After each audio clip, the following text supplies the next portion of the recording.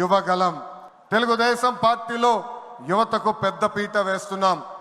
వేదికమైన మీరు చూస్తే అర్థమవుతుంది. మొన్న జరిగిన ఎన్నికల్లో 164 శాసనసభ్యుల్లో 88 మంది మొదటిసారి గెలిచిన శాసనసభ్యులు ఉన్నారు. కేబినెట్లో కూడా తీసుకుంటే 25 మంత్రులకి ఏకంగా 17 మంది మొదటిసారి మంత్రులుగా కూడా నియమించారు గౌరవ జాతీయ అధ్యక్షులు చంద్రబాబు నాయుడు గారు. సీనియర్ని జూనియర్ని గౌరవిస్తాం, పనిచేసే వాళ్ళని ప్రోత్సహిస్తాం.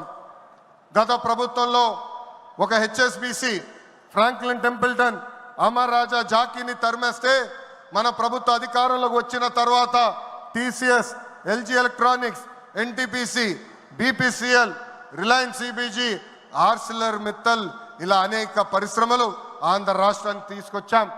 మెగా డిఎస్సి ప్రకటించాం. ఈ మెగా డిఎస్సి ద్వారా 16,347 ఉపాధ్యాయుల పోస్టులు వచ్చే నెల జూన్ మాసంలో కూడా మనం భర్తీ చేయబోతున్నాం. ఇంకా యువతకు 20 లక్షల ఉద్యోగాలు కల్పించే లక్ష్యంలో మన ప్రభుత్వం అడుగులేస్తుంది.